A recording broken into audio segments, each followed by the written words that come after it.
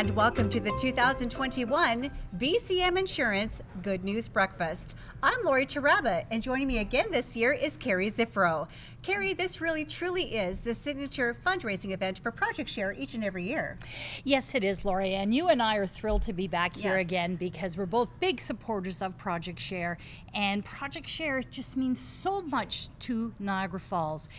I've been doing a little bit of volunteer work on the side helping with the Christmas program, and I heard yesterday there were over 1,400 households in the city of Niagara Falls registered for the Christmas program. Wow. So it is so important that the community comes together to support this valuable program to help all of these families that need it this holiday season. Especially in the past year and a half, we know with COVID that has put a lot more financial strain on families to make sure that their families' needs are met. And we're so happy that we have a couple of guests at our table already from Project Share. It is Katie, and from Niagara Transit, it is Chris, and thank you so much for being here. Sorry, I should say Lauren and Chris. Oh my goodness, it must be so early in the morning. I'm so sorry. We haven't finished our first coffee. My coffee's still here. I'm so sorry, Lauren and Chris. Okay, the rest of the morning is going to go great now. Tell us what's happening here at Project Share, and how are things going with the Stuff the Bus program? They're going amazing. Chris, do you want to go through our week? It was, after last year's virtual Stuff the Bus program, it was still great. And don't get me wrong, we raised a lot of money. This year, though, when we went businesses and schools, the kids were so excited. They haven't really done anything for almost 2 years. And we went to some schools, and the whole front foyer was full. Barrels and barrels, and I don't know. We went to one location. We picked up 5,000 pounds worth of food at one stop. Wow, So, 5,000 pounds. and that's what I always say to everybody: it's 5,000 going on, and it's 5,000 coming off. So it's a lot of weight moving back and forth. But the people were there at the business. They were smiling. Everybody was so happy. The smiles this time around, I don't know. They just seem a little bit different. I don't know if it's just because we've missed it so much for almost 2 years, but it went fast. The whole week went so fast. Chris, do you have any idea how many schools are participating in the school bus challenge, in the Fill the Bus 15. Challenge? We had 14 schools this year. Yeah. Wow. Yeah. Yeah. It's great. 14 schools? Is Yeah. that a record? I think it's That pretty good. is- I think It's it- close to it. Yeah, we And had. the bus we have 14 outside schools. today, we emptied it yesterday. Yeah. That's how much we had, and we had to make room for the schools that we were going to pick up further down the line. So, That's and we're incredible. probably over 2/3 full of that bus that's out there right now. So it was a great At day. 7:05 in the morning, it's 2/3 full? Yes. Yep. Wow. Yeah, it was a great day yesterday. We had a lot of great help. A lot of sore arms at the end of the day. And we do have some laughs out there, and it's always nice, like I say, to see the kids and how excited they are. And the one school we went to, we just dealt with the teachers, and they were quite thrilled themselves. They waited till the kids left, and they helped us load the bus, and they were, it was pretty well the whole staff was there. Yeah. I think. Yeah, They no, it all was helped great. participate in it. So, it touches a range of people, and I hope, it's going to help a range of people. So that's what the whole thing's about. So. Lauren, with people getting back to work in the later part of 2021, are you starting to see a decline in the need at Project Share? No, actually, unfortunately, we've actually seen approximately at this time last year, 20% increase from this time last year. Wow. So in our services, I think people are still struggling, even though we are getting back on our feet slowly and hopefully better for 2022. But we're doing as much as we can to help the community. And the cost of living too is just is going up, continuing and to go so up, income yes. hasn't changed. Cost That's of living true. goes up, Absolutely. and that puts an added stressor on everybody's food budget. Yes, it does. So the food arrives at Project Share. Take us through the process of what happens when Chris opens those doors, unloads that 5,000 pounds of food and toys. What happens next? Well, I mean, you said, Chris, we have a whole team. Yeah, Let's that's not it. give it all the credit. No, it's not all me. He's fabulous, not that, That is true. fabulous. Right? We unload all of the barrels onto skids or into collapsibles, and then from those collapsibles, all of the food is sorted supported by our many volunteers at Project Share who we're so thankful to have every single day. And then from that process, they go into our food room where they're then boxed and put together for our distribution, which we're still doing out the back. And I think my warehouse manager, Adam, the last time I talked to him, he said each piece of food that comes in at Project Share changes 7 times to get from its donation bin to our clients. So, And you But have the presents too. yes, Oh, yeah, and then sorry. the toys as well. Or it's the same process. But when the food comes in, it just doesn't go automatically on the shelves for distribution. It goes through a No. rigorous process first. Yes, it has to be organized. We have to check to make sure there's no dented cans or anything like that, and that everything meets the quality check, and then it's good for distribution. So Carrie just mentioned 1,400 families signed up for the Christmas program this year. How does a family become part of your program? They can go on to projectshare.ca and register for our Christmas program, or if they're on the other side and wanting to help, they can also go to that same website and register as a Christmas sponsor and help a family this year. So Carrie, you've been a part of Project Share for a very long time. What feeling do you get of being an employee there? Well, as someone who was recently retired from Project Share, I had worked at Project Share more than 20 years ago. And I was there for 4.5 years, and I was a volunteer coordinator / fundraiser. It was my very first fundraising job. And after that first Christmas, and I tell people this because I mean it sincerely, being at Project Share at Christmas time changes your life. Because you look at Christmas so differently after that. You realize you've got it really good. And helping others is a good feeling. And right now I'm helping with the distribution of the Christmas baskets. So a girlfriend and I, she's a new volunteer, and she's been helping as well. And when we left the first day, she said to me, "Thank you so much, Carrie." She said, "I can't get over how much people appreciate what we're doing. Everybody is so grateful." And I think that's the message to get out there, is that families in need truly appreciate the community support, and they're very thankful. And that's how I felt more than 20 years ago. And that's why in my semi-retired life, I went back to work at Project Share, because there's no place like it, and it just sticks in your heart and makes you appreciate the fact that our community comes together to help others. Well, thank you so much for being here. What an amazing feeling it is always being part of the Good News Breakfast, and we can't wait to see, Chris, you fill that 2/3 fill bus, and maybe another before we finish today. Yeah, we have some visitors coming today, so it's going to be pretty good, I think. And you know, it's always nice to see the people who show up and they like to be on the bus and they look at it and they kind of a little bit of amazement. And, Yeah. and then if you kind of say, "Well, we've already unloaded one of these today or yesterday," and they, what? Yeah. You know, we had to unload some of the 40-foot buses because we didn't have room during the week. So it was a real time of giving this year for Niagara Falls, that's for sure. Oh, the year of giving. I love that. Yeah. Thank you, Lauren and Chris, for being with us. And Thank you. we'll be back in a minute with an interview with the Mayor of Niagara Falls, Jim Diodati.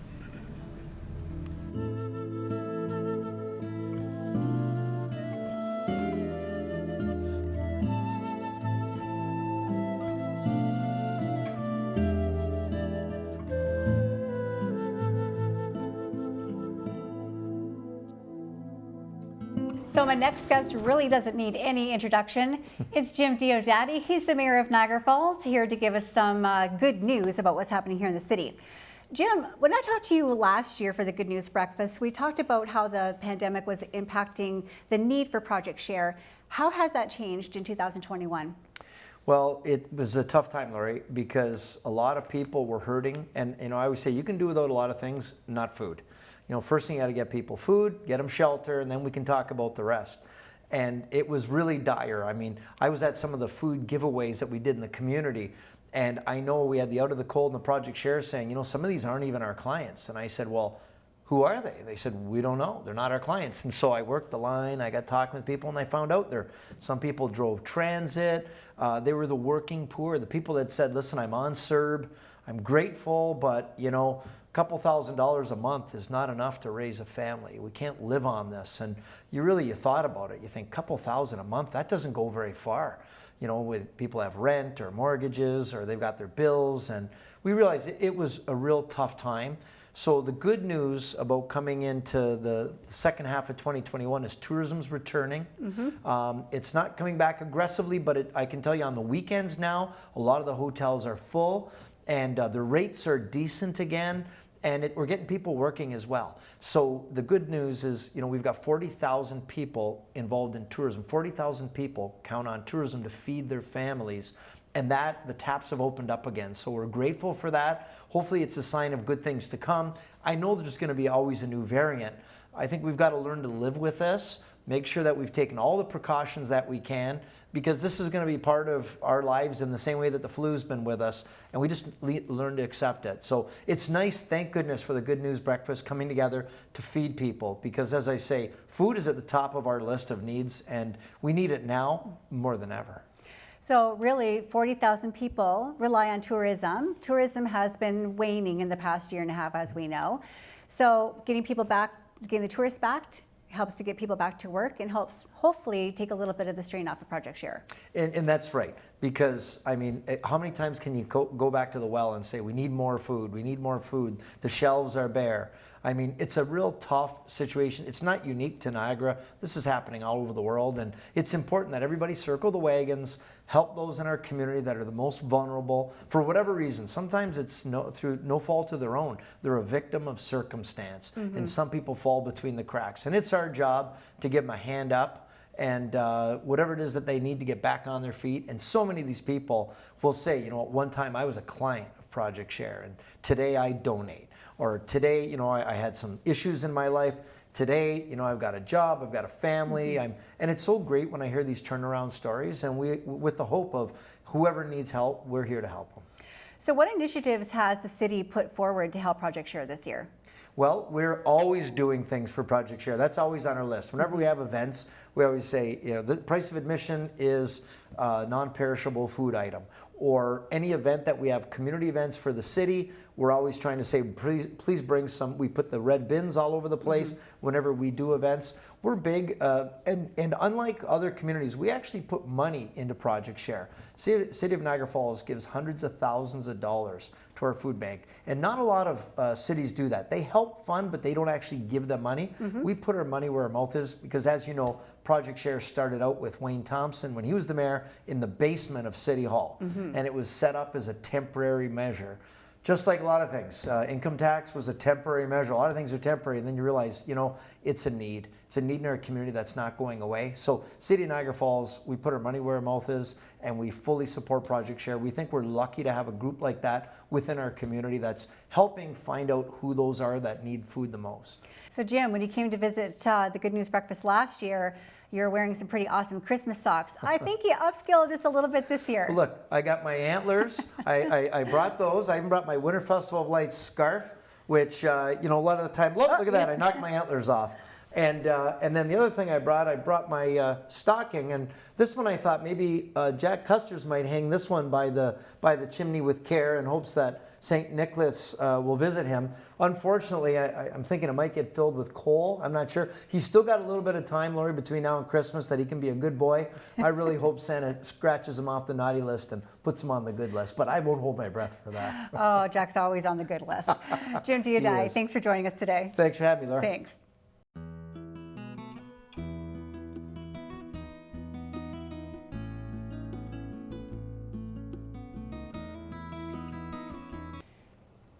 Joining me now is John Decker from BCM Insurance. John, how long has BCM Insurance been the title sponsor of the Good News Breakfast? This is our third year now.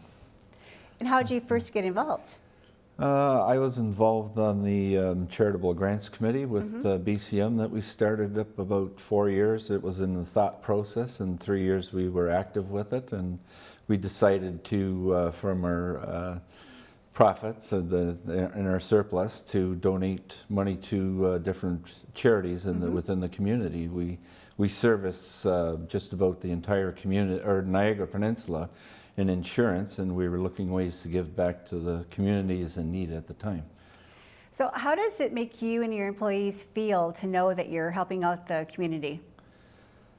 It is a good feeling. There's a lot of need, and we've really seen that since COVID started, actually. We actually had the program well underway, And with COVID entering the picture, it was even more greatly felt.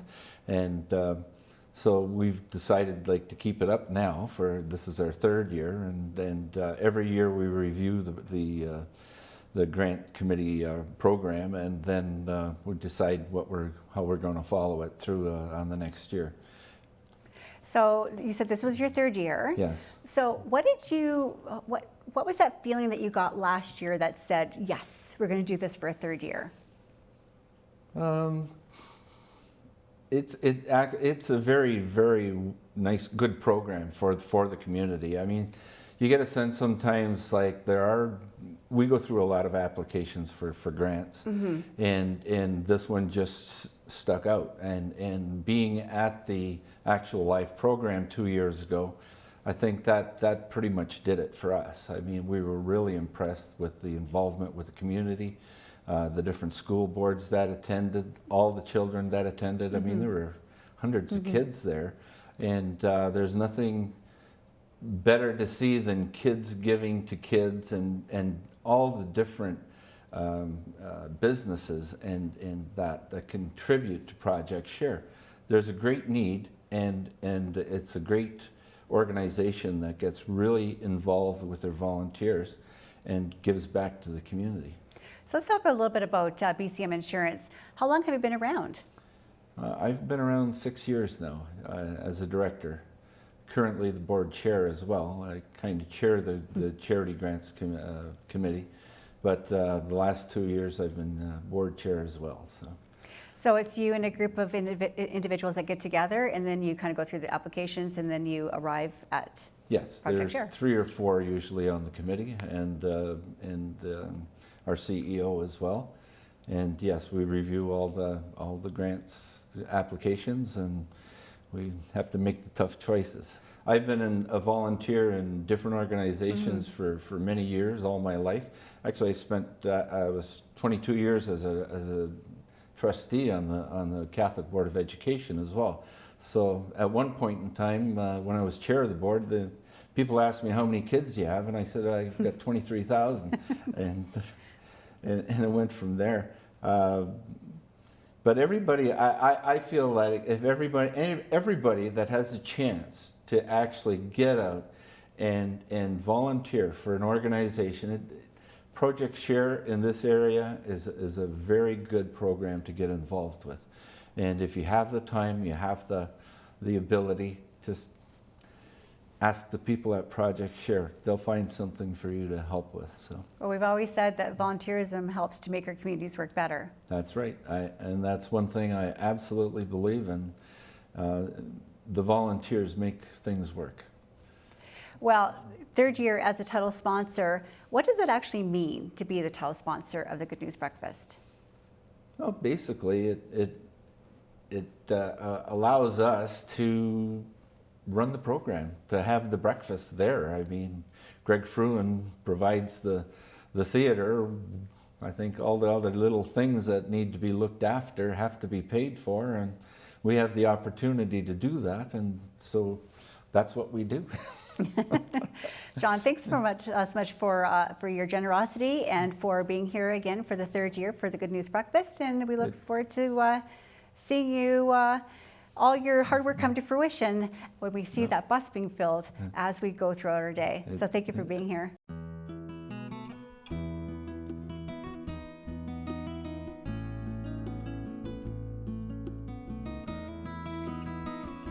Up with me now is Andrew Jackson, who is a co-owner of Service Master Restore Niagara. Thank you. All right, so I got to ask, what is Service Master Restore?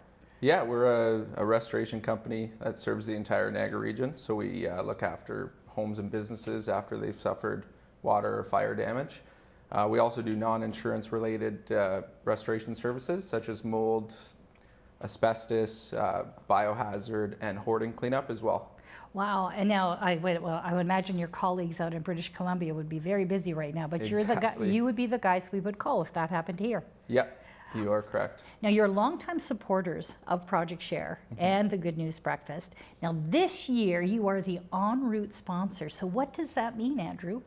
Yeah, it means so much. Like, we love giving back to our community and supporting charities and communities across Niagara. This year I reached out to Lauren just to kind of see what was needed most, and it was the en route sponsors. So Service Master Niagara is going to provide 2 technicians for 2 days, and yeah, we're going to try and relieve some of the labor burden. So you're physically going to actually be on the bus helping to collect stuff.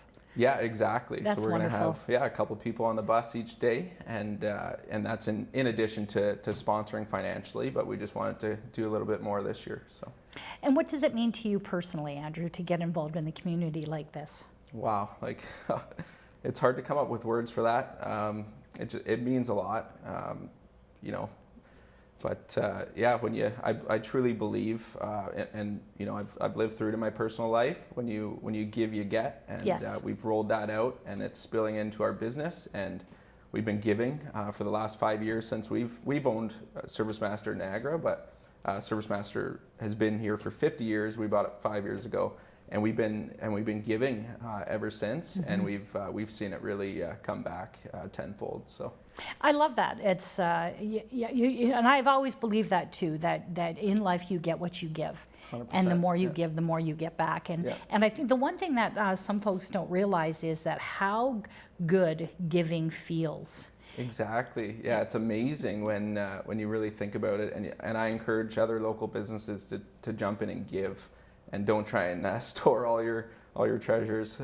Jump in and give, and you're the one who's truly receiving, and the feelings. It's amazing when you can give back. A number of years ago, I studied psychology at Brock, and I'll never forget this one course and it was I love stuff to do with data, and it talked about this research that was done, that the feeling you get from giving is one of the strongest feelings of just feeling good. Like as a woman who loves to shop, you go into a store and you find something on the sale rack, yay, but that feeling is fleeting. But they've actually done psychological research that the joy you get from giving stays with you for a long time. Yeah. So I think you've experienced this joy. Oh, for sure. Yeah, it's amazing. Honestly, it is. So you've also sponsored families and actually taken and look and said, okay, we're going to take on this family and get what they need for Christmas. Can you tell us about that? Yeah, I sure can. We've done that a few years. Like I said, we've been sponsoring Project Share for the last and getting involved in your initiatives for the last 4 or 5 years. So a couple of the years we've had the honor of sponsoring families, and so we do it as a corporation as a whole. Service Master Niagara, we sponsor say 10 families, and we'll get all of our staff in, and we'll go to Walmart, and we'll just blow up Walmart with Service Master jackets, and we kind of break into groups, and we go through the list, and it's rewarding to check everything off the list of a less fortunate child. It truly is. So we love doing that, and not only doing it to sponsor the families, but we do it with our staff. We pick up the bill, but we do it with our staff, and it's rewarding for them as well to be able to go down the aisles and, what's the budget, boss? There is no budget. Let's get them what they want. Aww. And it's awesome to be able to do that. So you're a great inspiration, Andrew. Thank you very much for being here. Yeah, thanks for having me.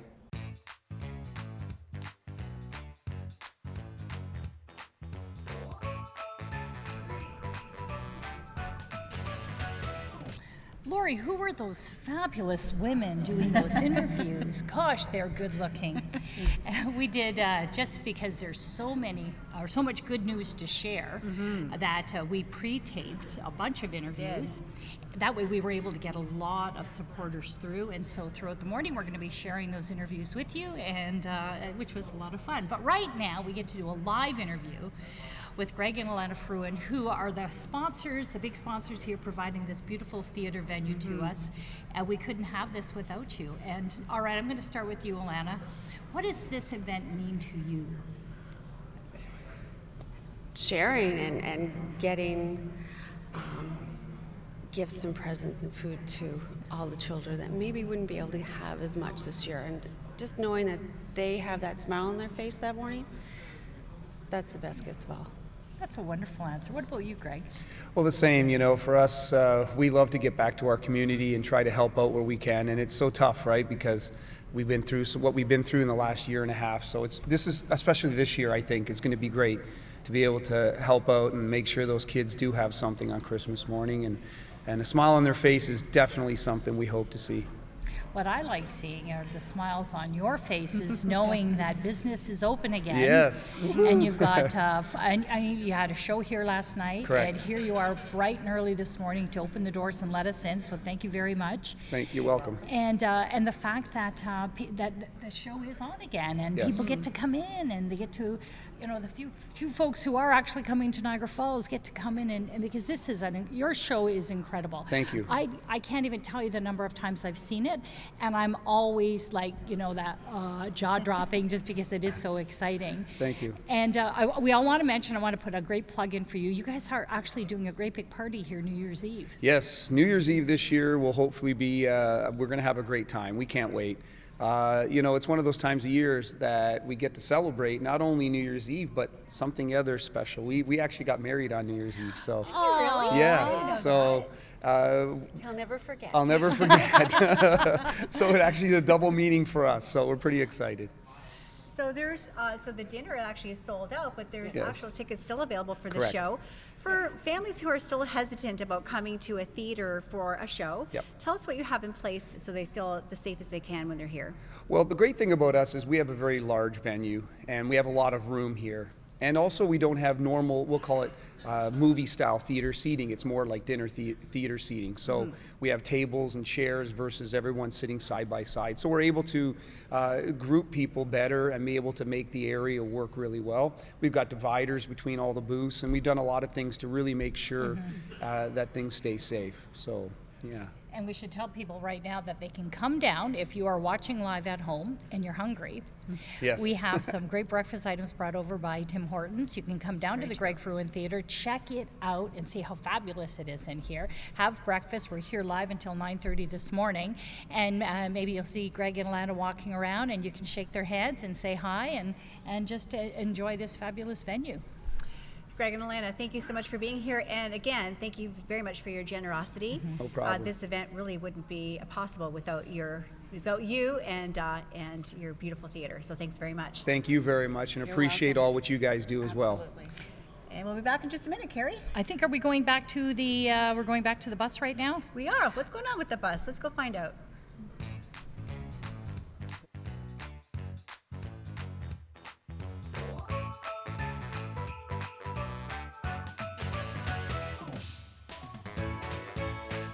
Joining me now is Peter Van Heswick, the president of CAA Niagara. So Peter, you actually have been a part of Project Share for a while now. Yes, it actually predates my time. I've been with CAA for about 5 years, but I know we had a relationship prior to that. So why was it important for you to continue this relationship with Project Share? I think it's really important. You know, we have 1 out of every 2 households are CAA members in Niagara. And for us, we have 3 pillars: employees, members, and the community. And for us to get the message out to 1 in every 2 households is really important. It makes a big difference for these charities. So how do you get that message out? Well, we have different ways of doing that. Obviously, we can communicate it as word of mouth through our 170 employees who are out there. We have 90,000 roadside rescues a year, so our drivers are always talking up the local work that we do. But also our magazine that goes out to about 60,000 households a year. And we also have social media where we try to communicate the good things that these community partners are doing. So you continued the work with Project Share when you came on as president, but in 2020, there was the big boost. Yes. So let's talk about that. Sure. So in 2020, at the start of the pandemic, we knew there was a greater need out there from many charities across Niagara. So we started a program called the Big Boost, and we gave out over $100,000 to 14 different charities, of which Project Share received $4,000. But then in 2021, the continuation of the pandemic, we knew the need was even greater. So we focused on a big food boost where we actually involved our employees and our members in donating food and providing over 3,000 pounds of food were collected. And then we did a little surprise visit to the 9 local food banks, and not only handed out the food, but actually gave a check. And this year it was a $10,000 check for Project Share. So it was wonderful to see the look on the faces of those local organizations. We know food is important. We also know that financial assistance is important as well. So how do you get your employees on board? Well, I think our employees are really at the root of the idea generating that we do in terms of, okay, which organization should we support? We do have a community boost program where we select 2 community partners, charities each year, and our employees actually vote them in. So it is our hope that many charities like Project Share will apply and hopefully be successful at some point in getting even greater support from us for a specific single year. So last year you donated $4,000, and this year it was $10,000. Yes. So what's on board for 2022? Well, that's really interesting. You know, we really went after these additional donations as a part of the pandemic. We saw very clearly, we heard very clearly, right, that local food agencies really were in need. However, we do expect to stay connected with important organizations like Project Share. So it's just not the holidays that CAA Niagara is helping to Project Share and the other food banks across Niagara, but you also do something about the back to school program. Yes, we've been involved with different organizations in terms of back to school, whether it's backpacks for kids or whatnot. We've had a couple of organizations that we do particular support for. Food for Kids was one of our Community Boost partners in the past. So we actually had employees doing the drop-offs of food throughout the year, not just back to school. So you've done the Big Boost program. For your members that are out there and not knowing what they should do, and in terms of helping out for the holiday season, what advice would you give them? I would say pick a charity. You know, as president of CAA, one of the things that came to my mind very clearly early on as starting in this role was the overwhelming need in our community. And as individuals, if we can just, even if it's just one specific charity that we want to help out in one way, it does make a difference. We have over 400,000 folks living in Niagara. If we can all just help out just that little bit together, it will make a huge difference. Peter, president of CAA Niagara, thanks so much for joining me today. Thank you, it was a pleasure.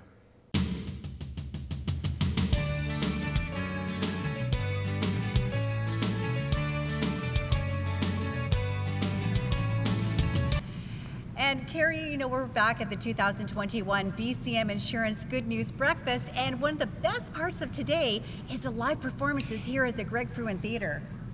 Yay! We are so excited. Our first live entertainer of this morning, John Carlo and the Scarphones.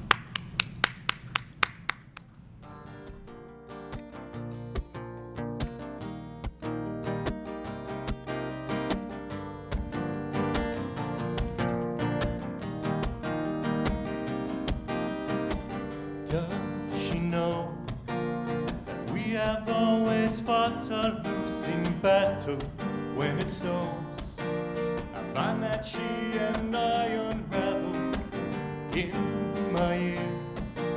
She whispers secrets unbeknown, then disappears. A daughter of time, legend goes. Her presence is a sanctuary.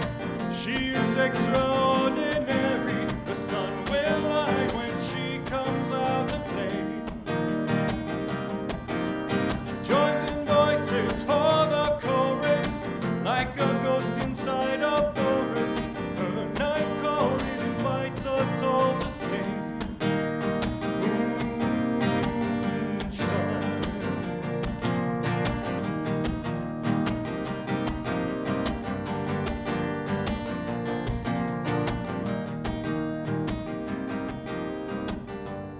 Masquerade, she wears it well, and I am lost but not afraid. I'm searching for her in a sea of faces and strangers, walking under ladders. We don't notice any dangers. Urgent kisses evermore. Her presence is a sanctuary. She is extra.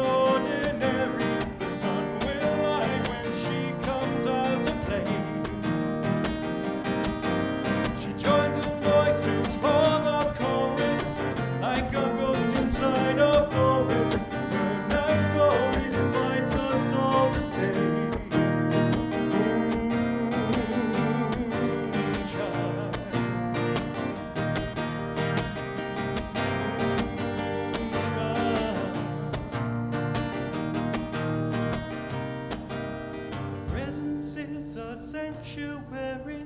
She is extraordinary. The sun will light when she comes out to play. She joins in voices for the chorus, like a ghost inside a forest. Her night call, it invites us all to stay. Child.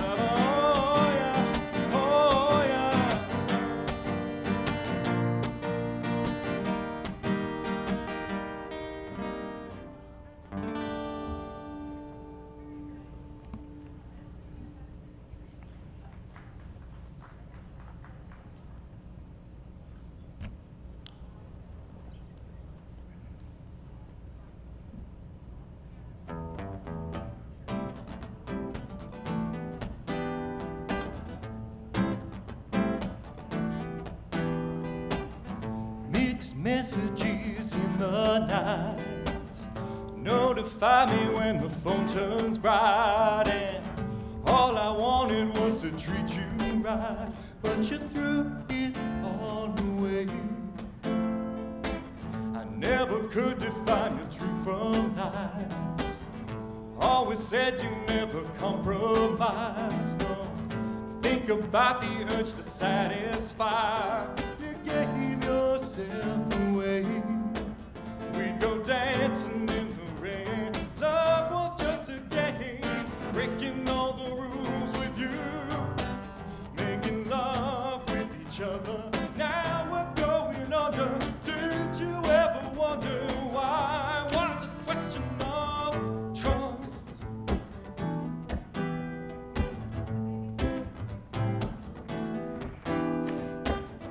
Conversations in a quiet place, still remember every curve of the face. And love is madness, it's not a race, but you always had to win. Make connections, didn't need a reason. You were dependent on the air and season. You were frightened and you committed treason. Was a friend of mine. We go dancing in the rain. Love was just a game, breaking all the rules with you, making love with each other. Now we're going under. Did you ever wonder why? Was a question of trust.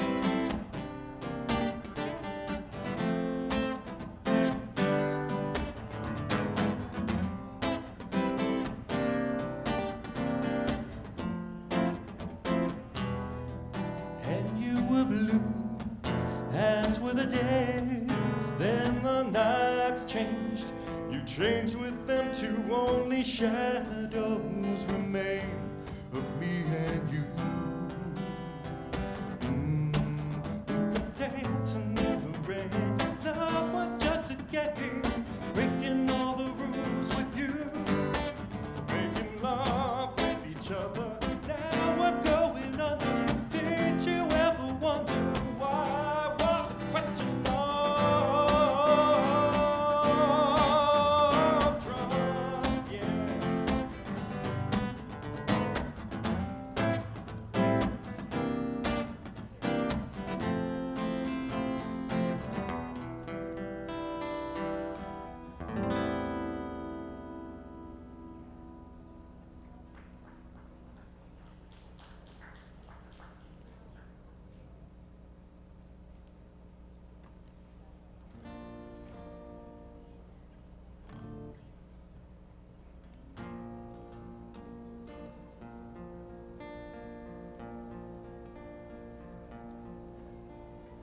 Oh, holy night, the stars are brightly shining. It is the night of our dear Savior's birth. Long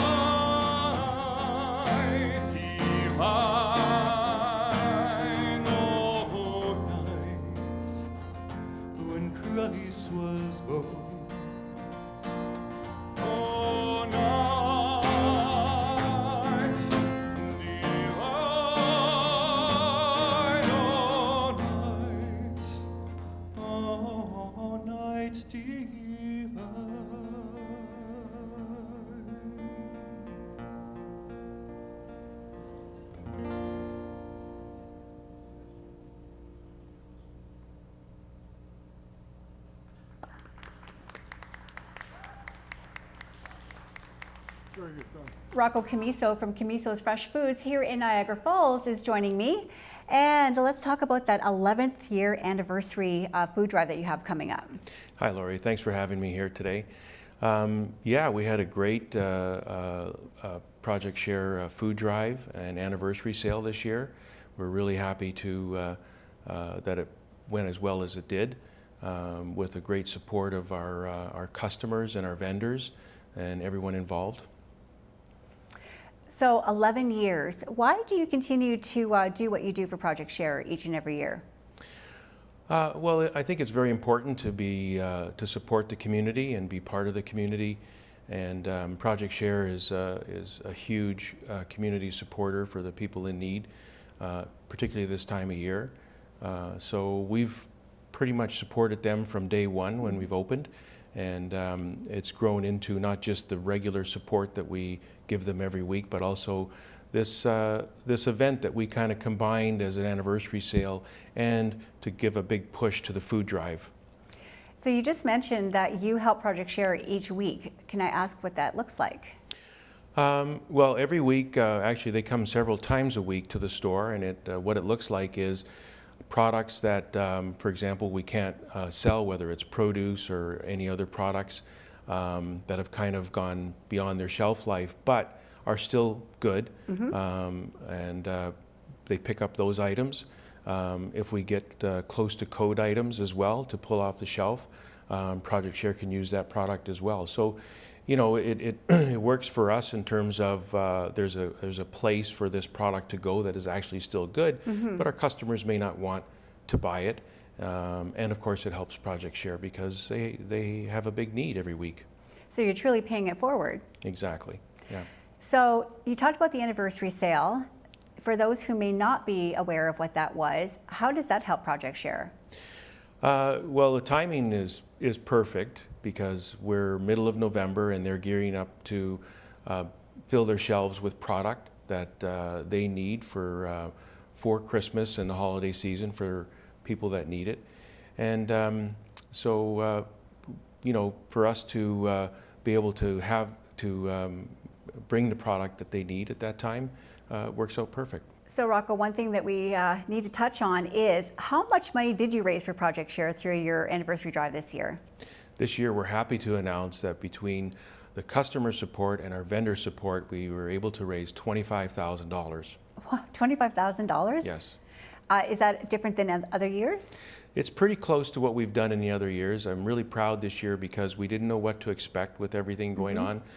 But our customers were very, very supportive and generous, and so were our vendors. We are continuing to take donations. We always do. So you can just come into the store, do your shopping. When you get to the register, just tell them you want to make a donation to the Project Share. Any amount you want, that goes directly to Project Share. So please come in, shop, support Project Share, and you know, let's make everyone have a good Christmas.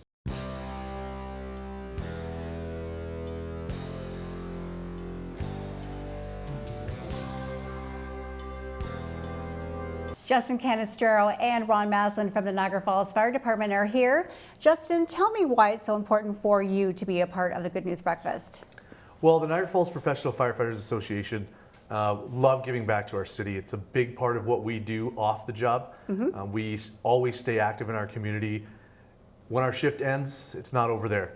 We like to give back, and Project Share is a huge, huge recipient of what we like to do, whether it's gathering food, doing different stuff that we plan with them, and donating money during these times. I don't like to come to this kind of stuff empty-handed, so today I do have a check for $750 from our association just to help during these times, and especially with what's going on in the world and in our city. We want to be able to give as much back as we can.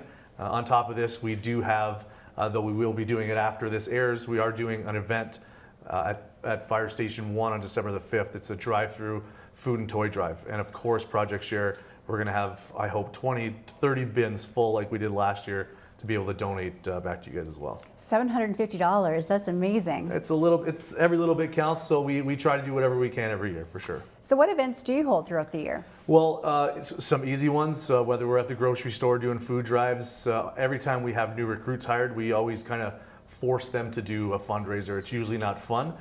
They sleep on the roof of Zayres for 24 to 48 hours, and they're not allowed to come down until they raise a certain amount of money. And of course, bins for Project Share, nonstop.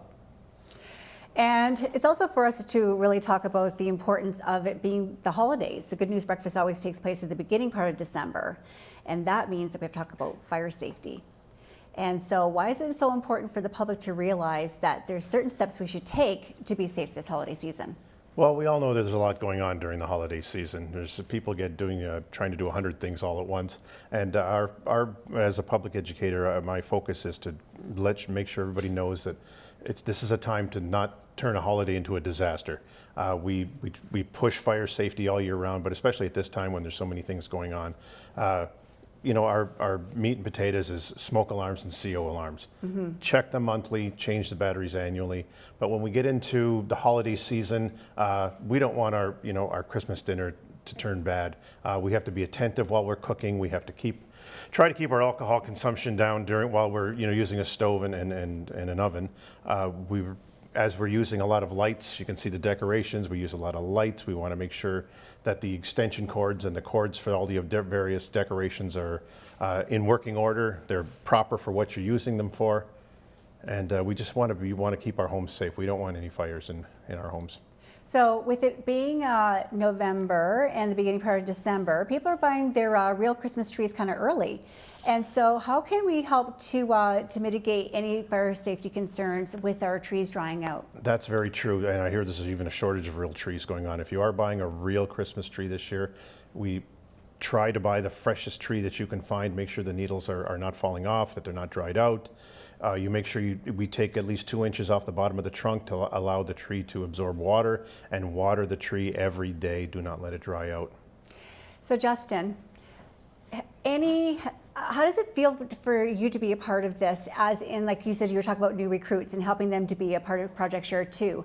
What does it mean for you to perpetuate this, to be bringing in those volunteers year after year? It's very important. We bring, in my own personal life, we bring the same thing to my family. So in a lot of events that we have at the fire department, you will see my kids, other kids from some of the guys. We make it a family affair. We want everybody to understand that we're lucky to have what we have, and we need to do everything we can to give back to the community that supports us. So it's very important, and we'll always try to instill that in our new recruits and even the old guys that stick around and help us out too. So we're always there when you need us, and we always will be. So Justin and Ron, you have been with us before. And so how does this event give you that feeling that you know it's the holiday season, but you're also giving back to your community? Justin, we'll start with you. Well, anytime Ron and I are sitting together on camera, we know it's the time we get to, let's say, bring the Christmas cheer. For on my end, I get to do the cool stuff like bring checks and explain the good stuff that we're doing. And even though it's a bit of you guys have pivoted on the event to make it work during these strange times that we're in, it's still good. I would love to be back at the times where we're packing a room full of people shoulder to shoulder having breakfast, and I know we'll get there one day. Mm-hmm. We can get up on stage and give the checks in front of everybody. But until then, I'm just glad that you guys continued what you're doing and letting us be a part of it. And Ron, how does this make you feel? Well, like Justin said, things don't end when our shift is over. We like to feel part of a community. We have been blessed. We all have good jobs, and we're looked up to in a community like this. And this is this time of year we can give back to the community. Let people know that we're there, not just while we're working. And so that's part of your part as being with public education, is to let people know that you are here for them at any time. Oh, absolutely. I stress that to anywhere I go, service clubs, retirement homes, schools. I tell them that firefighters are there for them all the time. Justin and Ron, thanks so much for being here again this year. We really appreciate it. Thanks for having us. You're welcome. Thank you.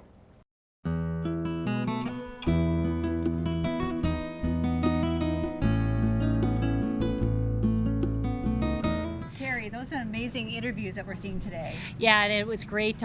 Just this past weekend, the local firefighters here in Niagara Falls did a food and toy drive, which was very successful. So we're so appreciative of everything that they do to support as well. You know who else is a big supporter? Greg Fruin. And if you have not had a chance to see his show, here's your opportunity. Taking the stage right now is the world champion of magic, Greg Fruin.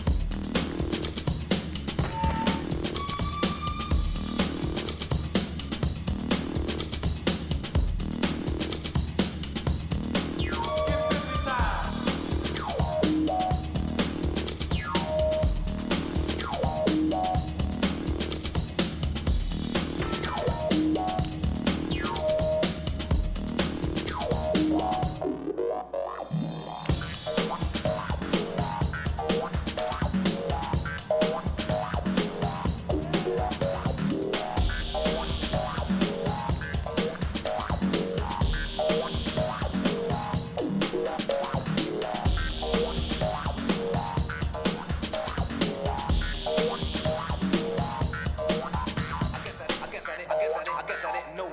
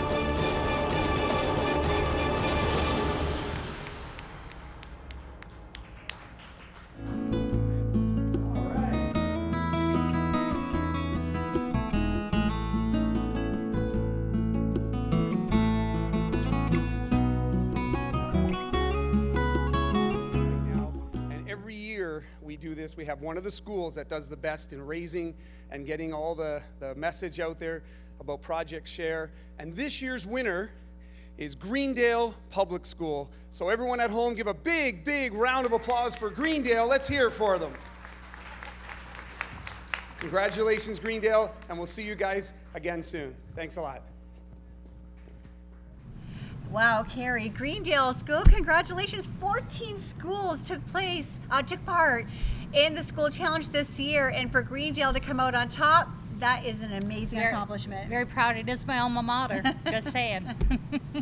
Well, Greg was also amazing. That performance, I mean, we kept saying to each other, where did she go? We didn't know where she was. It was so amazing. Captivating, just kind of like, and you're looking, where the heck did she go? That was amazing. Who do we have next joining us? Well, this is one of the kind of those little peaks that happen throughout this show that just make us feel so good. We have a special donation that is about to be made with Lloyd Smith, who is the president, CEO of First Ontario. Is here to make a donation and a presentation to Pam Sharp, who's the executive director of Project Share. So what did you bring with you today, Lloyd? Well, on behalf of everyone at First Ontario Credit Union, we brought a donation for $8,000 to Project Share. And Wow. we're very thrilled to be able to make that donation. As I was saying earlier to Pam, I mean, it's one of those things where you wish you wouldn't have to make those donations in our community, but First Ontario, again, is very proud of our communities and believes in obviously providing the money for obviously the good work that is being done at Project Share. I think we have a little sneaking in behind you there, Pam, is the actual check. If you want to grab a hold of it there, and we'll put it on camera. Stand up there. Look at that.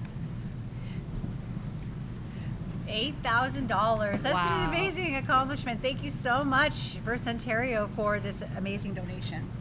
Now, all right, I'm just going to ask, maybe, I'm sorry, gets a little awkward. Do you want to have a seat again there, folks? And then I just wanted to ask Pam, what does this mean to Project Share to receive a donation of this size?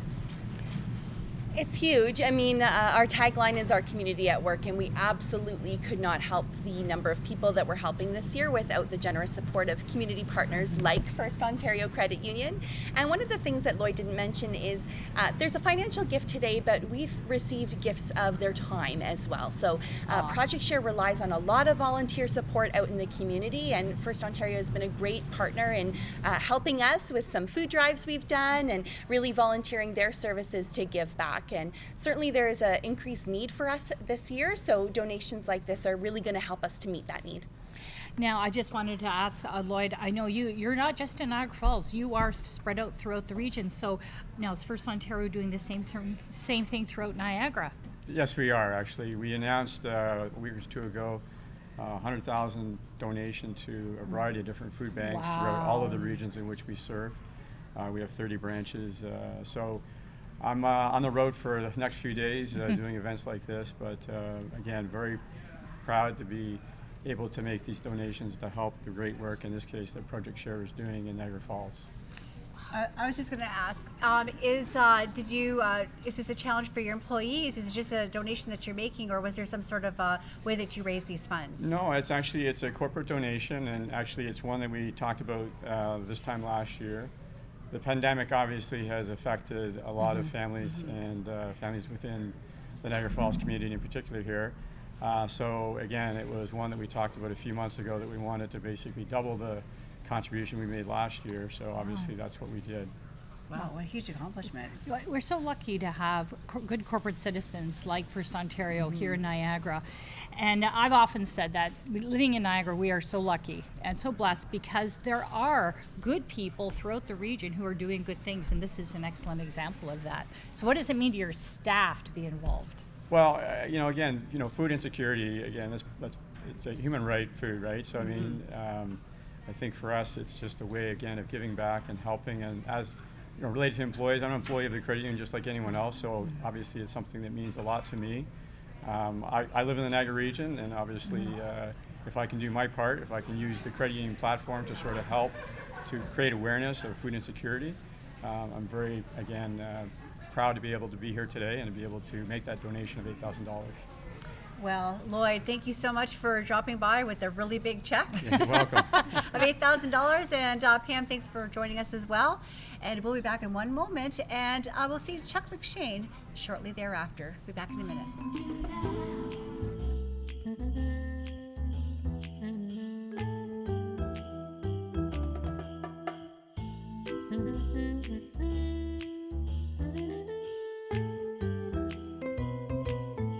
And I can't wait to hear all of the good news from Chuck McShane. He is the Executive Officer of the Niagara Home Builders Association. So what good news are you sharing with me today? Well, I mean, there's a lot of good news. We are coming into the holiday season, and we can see just, I was at Project Share a couple of weeks ago and delivered over 800 pounds of food for the people that require it. The good news is that we have so many people within our industry that are willing to give back. We were very fortunate enough as an industry to be able to have worked through the last couple of years, but there's a lot of people that couldn't. And there's a lot of children that went without food and a lot of families that went without food. And for us not to be able to help them out, it's not our style. It's important for us to actually say this. It's not the employees, it's your members that are doing all this. It's our members, the owners of the companies, as well as their employees actually bring it into work and donate it as well. So it's a very good feeling, and I'm very proud of our members, what they do, in situations like this, year in, year out, whether it be with Project Share or the Christian Fence Center, Niagara Children's Center, Bethlehem Place, on and on and on. Our members are always there. We believe that, we don't take out of society unless we give back to it. And that's our motto. So you mentioned 800 pounds. Do you have a truck?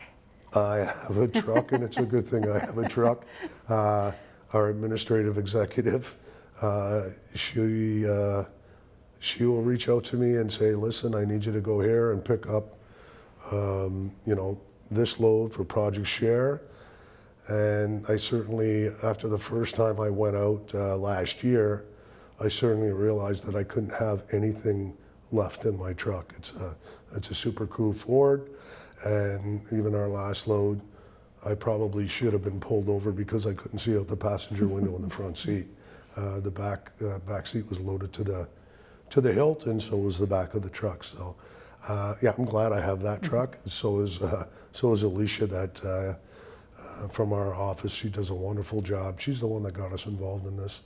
She does a wonderful job getting the members engaged and ensuring that we get the product to Project Share.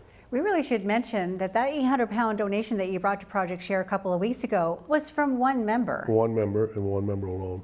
So we have more loads that we will be bringing in. So I'm very excited to be able to do that. What does it mean to you? You said that this is something that you live by, is giving back and paying it forward. And so what does it mean to actually see all your members come forward as well to make sure that there is something under the tree for kids this year? So I guess the one thing with the home building industry is we've always said we build dreams. Mm-hmm. The dream of home ownership. Right. Well, there's a lot of people that can't have home ownership. There's a lot of people that can't, put toys underneath the tree for the children. There's a lot of less fortunate people. So if we can't provide that dream of home ownership, maybe we can provide the dream for a toy underneath the tree. Mm-hmm. And put a smile on a child's face. Right.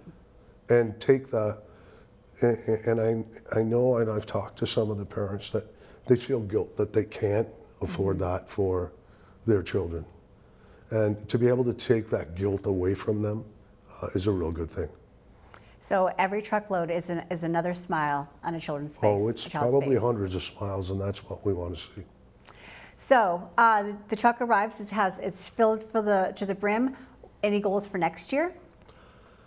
Well, obviously we're going to be involved. We never really put a goal together, because with our members, sky's the limit. The sky's the limit, absolutely. So you never know what's going to happen. We never know what's going to happen, but we certainly will do our best and ensure that we do support great programs like Project Share and the Food Bank and the Children's Center and on and on and on. We'll always be there. And this is your first Good News Breakfast to be there in person.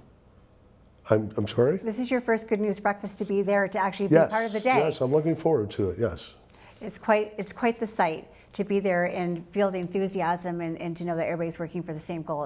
It's a great day. Yeah, and we see it clear across the region, even with, we've got Project Share, and we've got Betty Lusudo, who does some great work at community care, a very good friend of mine as well. It's just so great that people put the effort in to help the less fortunate. Chuck McShane, thanks for a great interview, and thanks again for all your support, and thanks again for coming. Thank you, and thanks for everything you guys do with Project Share.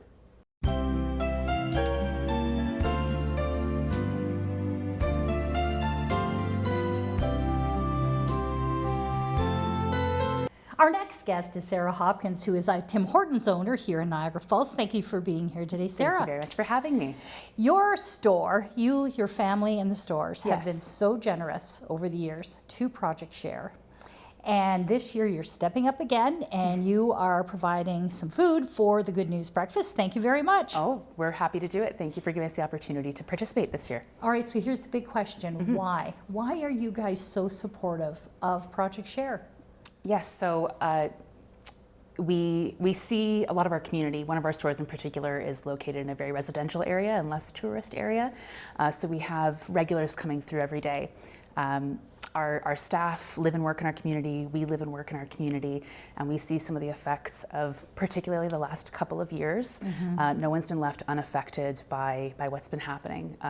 So for us to have the opportunity to give back, Project Share makes it incredibly easy for people to support them, to provide whether it's monetary support or a canned good or donating items for a breakfast event. It's very simple to give back to our community. We think that's very important.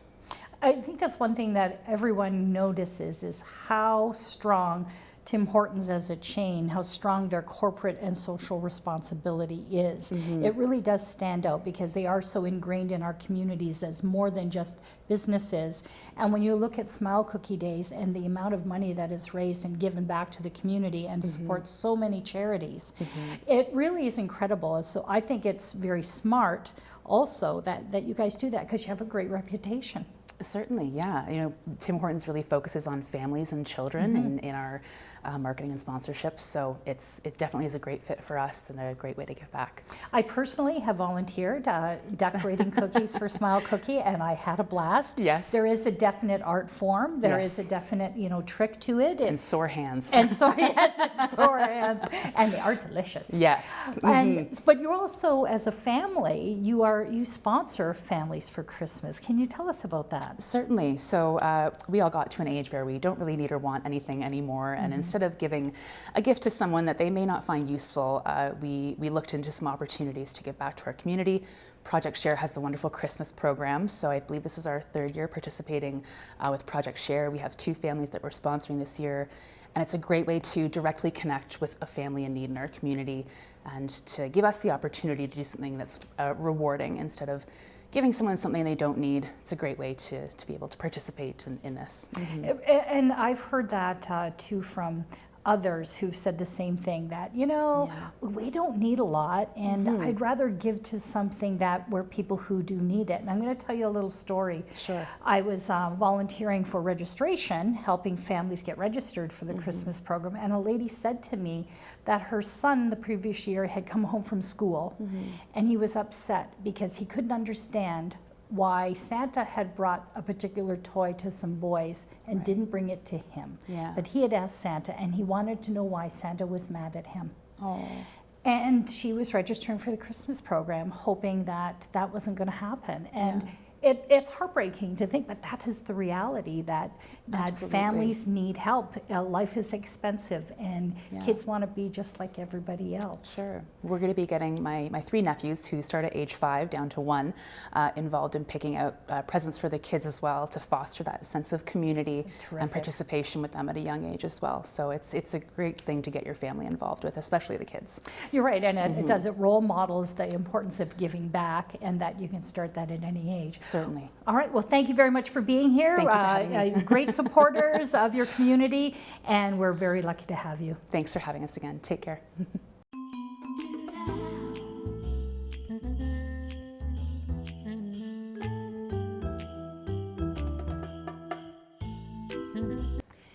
At the heart of Project Share are a dedicated group, a lot of volunteers.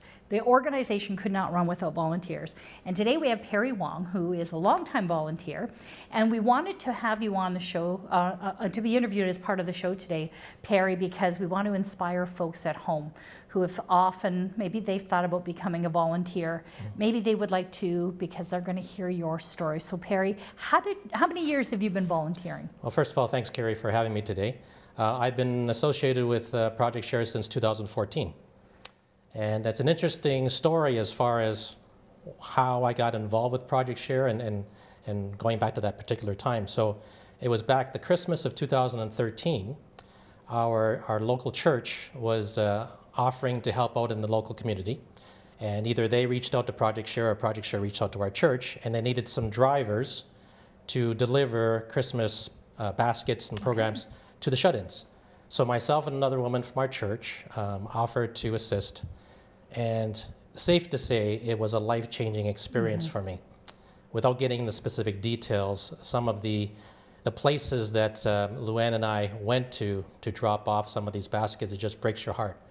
Specifically, there was one in which it was a couple that was living along these lane in a motel, and we had a hard time finding the room. It's because the room they were staying in wasn't an actual room. It was in the back of a motel, and I believe at one time it must have been like a maintenance room or a closet, and this is where this older couple was living in. So after we finished our deliveries, it stuck with me for the rest of the Christmas holidays. And then in January, I went back to work, and I was working a very good job. And something was eating away at me. And about a week transpired after New Year's, and I had a conversation with my wife. I said, you know what?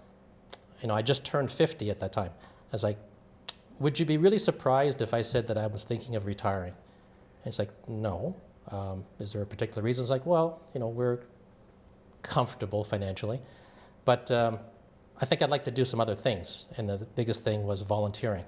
So I turned in my resignation letter, and I think it was in February of 2014. And by the next week, I was volunteering. So March 2014, I was volunteering at Project Share.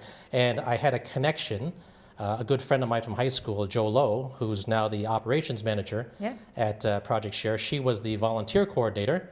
And even though she temporarily left the organization for a while, she was my, initial contact.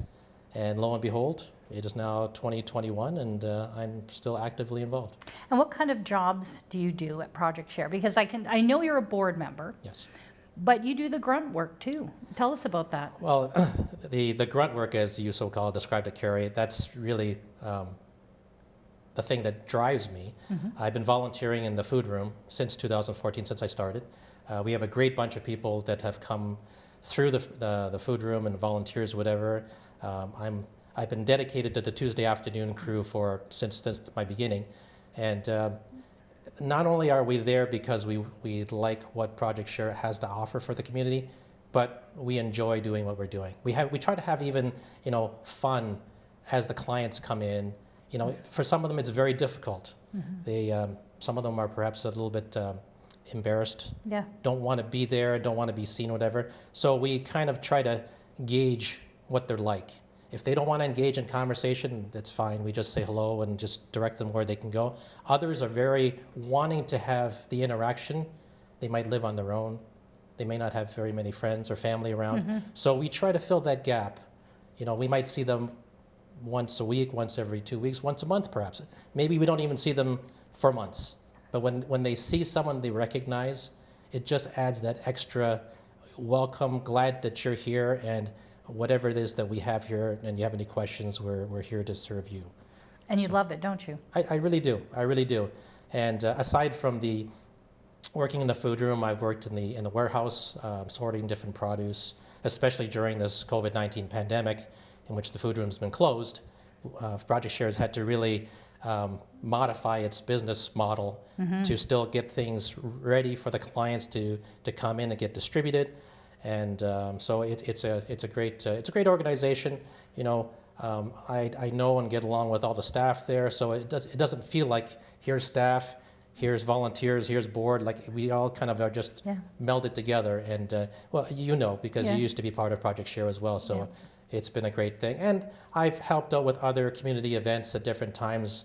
I build food bags at the Food Basics on Montrose to help with sales in the community, and so little things like that. It just all adds up. It gives life a whole new meaning, and I've said this before that when I initially worked at Project Share many years ago, back in the early mid 1990s, and it was a life-changing place to be. And it totally changed my perspective on many things, and meeting people who are just so appreciative of what the community does for them. It just makes you want to continue to give. So having the opportunity at the end of my career to go back and work there and then volunteer, I'm volunteering at for the Christmas program as well. It just gives you, there's a different reason to get out of bed in the morning. Right. And knowing that you're contributing to your community, it just feels good, doesn't it? Right, and you mentioned the Christmas program. For the past, I believe, 4 or 5 Christmases, I've been actively involved in the registration part of it, so matching up our many wonderful sponsors we have in the city, whether it's individuals, families, businesses, matching up with the clients based on the size of their families. Mhm. So, right now I'm in the middle of my 3 days a week at Project Share, and it goes right pretty much till just before Christmas. That's so wonderful. It's wonderful. It's my way of giving back. I've been totally blessed. Our family's been blessed with having things, and yet you see some people that, they struggle Mhm. to put food on their table, to pay the rent, pay the utilities, put a roof over their heads. It breaks my heart when I see these people, and anything that I can do to try to help out just makes me feel good. Thank you for all you do. Thank you very much.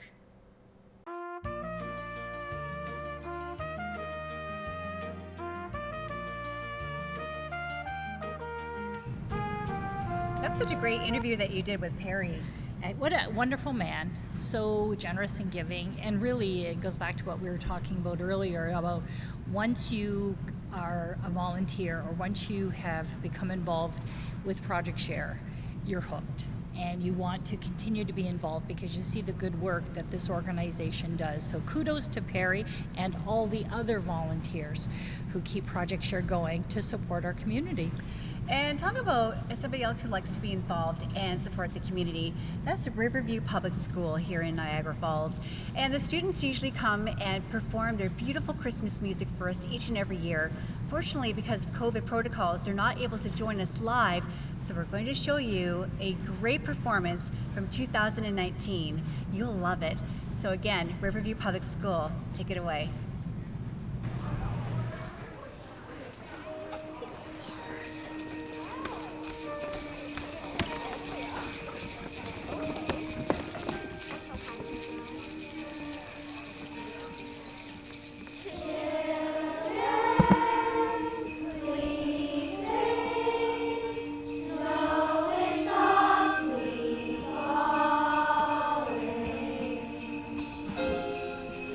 Dream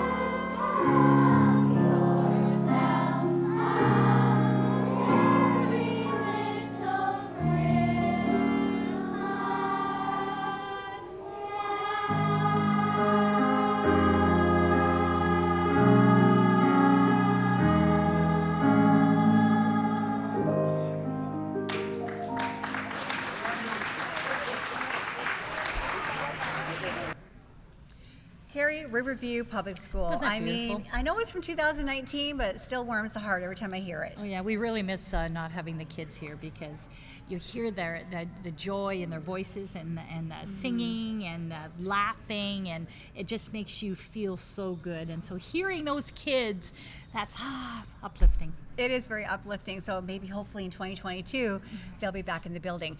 But I do have somebody who is here again, and it is Allie from Morrison Pharmacy. And I can't believe it's been year 7 since you've been part of the Good News Breakfast, Allie.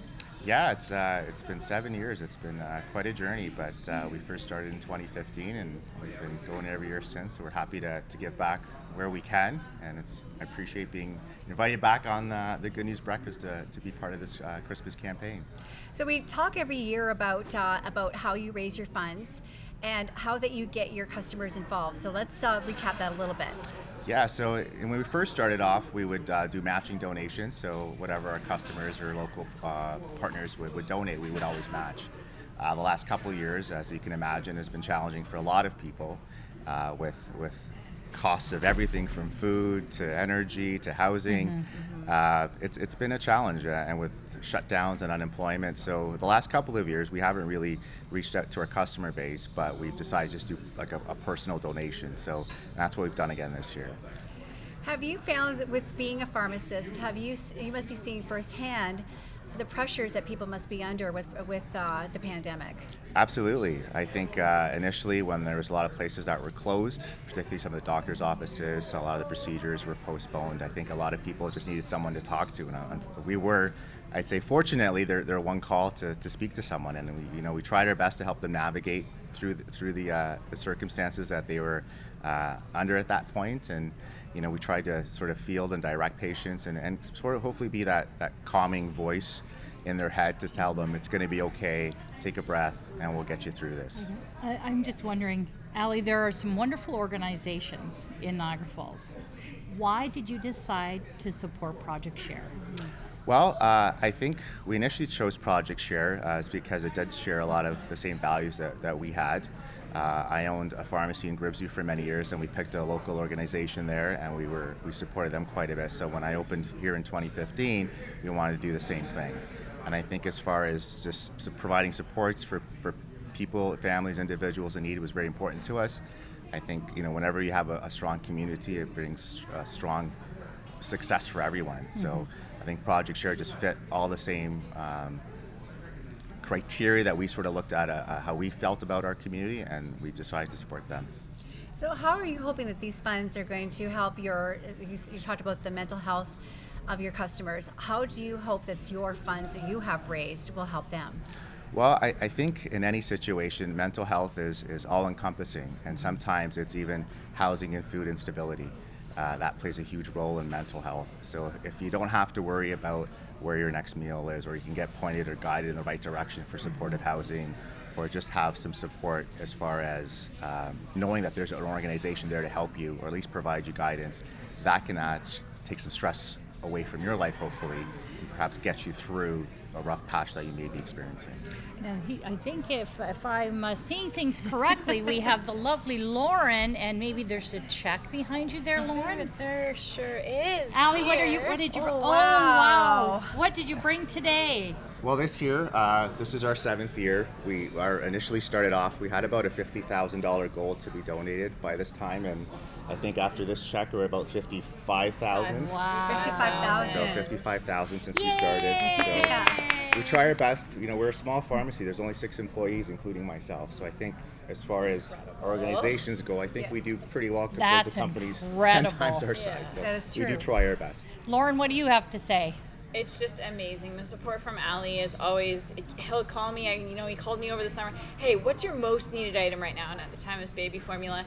2 days later, he had a supply of $2,000 worth of baby formula. It's just unprecedented help that we've never seen.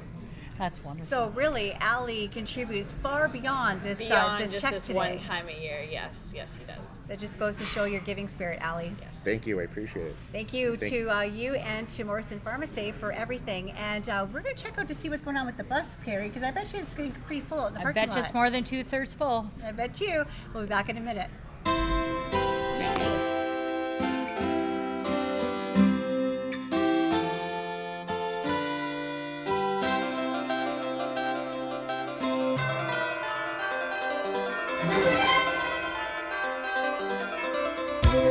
Investigator Mario Lagrateria is here from the Niagara Regional Police Services to give me all the great news that's happening there. So how are things going this year for the Project Share's Good News Breakfast? Yeah, it's excellent so far. So we've been doing it now 4 years. We started back in 2018. I have an officer in my office. He's Constable Scott McGill. He's a community liaison officer. He does a lot of outreach, and he started the Creme a Cruiser campaign. So it's all Project Share. It's a corporate challenge, but us working with the police service, whether it's through our headquarters or our 2 district officers. So it's all the officers, sworn and civilian, who work out of that facility over on Valley Way, 5700 Valley Way. They raise money, they donate perishables and food items, and we cram a cruiser. And we want to get more than last year. Last year we were just shy of 1,800 pounds, and if we can break that this year, I'm sure everybody will be excited. Now, you just mentioned that Scott McGill started this, so it was his idea. Yeah, he's heavily involved with community partners, and Project Share being one of them. And knowing that this challenge was out there, he brought it to the service and more or less said, this is something that I want to initiate and do, which he's now done successfully. And this will be our year 4, which is fantastic. So being out in the community, you must notice the need here in Niagara. Yeah, so it's tough as police officers because we're usually doing the enforcement piece, the public safety piece, but we are members of the community. Lots of officers and members, they volunteer. We are directly involved with people in the community, and we see it, especially more so this year and last year with the pandemic. But there's a lot of families and people in need, and as role models within the community, we can do our best, and we want to be involved to donate and help those in need. I know that the name really signifies what the event is, Cram a Cruiser. But when that cruiser rolls up on the day of the Good News Breakfast, it's a sight to behold. It's quite impressive to think how much food we can actually fit in a cruiser. And I could share a little secret with you. We're more or less looking at another vehicle this year because we're already at capacity in the current cruiser we have. So we have our sport utility vehicle, and it's packed to the brim. And if we can, like I say, break our record from last year, then we're just doing what we can to contribute. And I'm sure all of our membership will be ecstatic about that. So it sounds like the fundraising is going well. It's going exceptionally well, yes. And so tell me how you're doing that this year. So we have signage within the facility. We send obviously emails throughout the service. Scott's heavily involved going to individual units just to bring awareness, speaking to officers at their briefings and to unit members. Some decide to pool money so that we can purchase items, and others donate outright. So between the 2 of them, we're able to collect everything we need and cram that cruiser. Okay, so you mentioned that you may have to have a new vehicle. What about for 2022? Is there anything even more exciting happening for next year? I'm going to have to go back to the office maybe and talk to Scott and see what our options are, because I'm sure there's something that we can definitely come up with to. Well, I have seen some large police cruisers in the past, so maybe we can find the biggest one out there. I'm sure we can do something like that. That'd be great. Set our goal for 2022 now. 2022. Yeah. So tell me about the officers. So you're all out there working together to bring this great cruiser idea to Project Share. Who's involved in getting out there to collect all the donations, and who's actually cramming the cruiser? So in all honesty, I have to give lots of credit to Scott McGill. He's my liaison officer. He's a helper within the office. Mike Malakowski. They're heavily involved with the community in their unit, and they more or less will go and they'll more or less designate a champion within each unit. They'll talk to the staff sergeants who are in charge of all the uniform platoons and any unit supervisor. And if we can get them on board, which we have and continue to do, then the actual initiative itself is just far more successful. Well, the one thing that's really coming to my mind as we're talking is that teamwork seems to be making this dream work. Absolutely, and we see that on our day-to-day when we police out in the community, when we have initiatives like this, but for everything we do. If you can't work together collaboratively and be part of the community and help out, then we're failing as individuals and as a service, but this is definitely something that we strongly support and are happy to be part of. Well, we're so happy to have you here, and we can't wait to see a little bit later what that cruise is going to look like for this year, and let's hope that 1,800 pounds is in the rearview mirror. Let's hope for sure. Yeah, thanks very much. Mario, thanks for being with me. Thank you.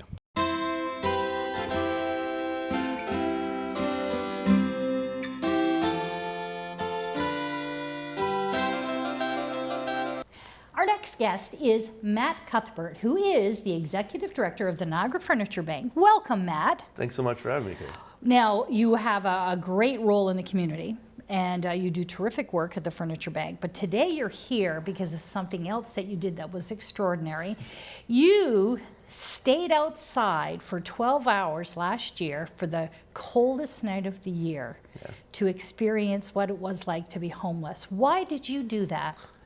For a number of years, I've done the walk, and it's a simple way of just engaging in that community that stays outside. With the pandemic hitting and it being a virtual walk, it wasn't as impactful for me. So I wanted to do something a little different, and so just with my good integration with Project Share, I said, can we come up with something, And I said, let's sit outside for 12 hours and we'll figure this out. And there was a lot of discussion around it, and making sure I was safe and everything, which was great. But again, it was to experience it, and making sure that I was experiencing it in a true form. I made sure just what I would walk my dogs in the morning is all I would wear, just so that it wasn't, had my thermal boots on and my thermal undersuit, so I could really understand what it was like to be outside in the cold. And it ended up being almost minus 17 by the end of it. So it was a good, true experience. And you did that right out in front of Project Share. Yeah, and it was really neat too with the COVID protocols and stuff. We came up with the idea to make it more than just me sitting outside. Is we did an engagement piece where we invited some community members, some MPs, some local politicians, members from other groups and other EDs and charities to come out and just have a simple conversation. Sometimes that's the whole awareness piece, and the ability to collaborate on things is really strikes a chord with everyone, and then we can start to work together to find solutions. I think what you did was terrific, and I know the coldest night of the year last year for Project Share raised like $55,000, which was incredible. And so here's the big question: Are you going to do it again? Absolutely, and again too, we have conversations about how we can make it just a little bit more of an experience and this and that, because if I just sit outside for 12 hours, it doesn't accomplish its goal, right? Yes, I get an understanding, but it's to bring the awareness. My challenge this year when I sat outside was just on my social media was to everyone just to take 30 minutes and just go outside. No phone, no anything, just sit outside by yourself for 30 minutes, just so that each individual could do it. And I had a great response through my social, a lot of people, tagging and themselves sitting outside. And just watching them sit outside, some of them with their kids, just to have that experience. In what I do, I get a very hands-on perspective of what the homeless community is going through in our neighborhood. But, to just offer that piece, if you can't donate, that's fine. Raising the money to feed is great. And what we did for Project Share and what they do is just amazing. But two, it's that understanding piece, that little bit of understanding of what 30 minutes means in, minus 10, minus 17 degrees. Yeah, and also too, I love that philosophy though, just raising the awareness. Maybe you can't give it this time, but when you are able to, then you'll think, I want to support this. Because I think that's the one thing in the last couple of years that we see more homeless people out. We see people sleeping where they can, and they're trying to find places that are out of bad weather and out of harm's way. So sometimes that means they're visible because they want to be visible, because they want to be seen by people, so they feel a little bit safer. So just that whole awareness piece is huge. Absolutely. And so I want to, on behalf of Project Share, thank you for what you did, because you raised funds and you raised awareness. And that is so important. And then the next part is I couldn't stand anything over 62 degrees inside for a full day. And the neat part was at the shelters is you'll see individuals come in from outside, and the first thing they do is take off all of their clothes because they're so used to being cold that heat, that 70 degrees that you and I find sometimes maybe a little chilly and we want to turn up, is a little bit too much for them. So it's just, coming up with these ideas and really, looking at the project as a whole, that 12 hours of what can we learn to make it better for those people that are homeless and that we need to support. So informative. Thank you very much. Well, thank you for having me. And that's it with Matt, and back to the show.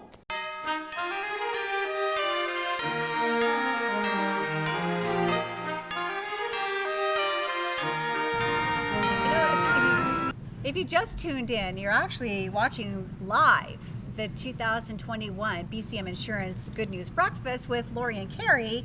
And Carrie, we have another important guest here. Yes, my former boss, Pam Sharp, who is the Executive Director of Project Share. And Pam, this has been an amazing morning so far. And we've got a lot, Lori and I were just talking about all the questions we have for you, but we're going to start off with this one.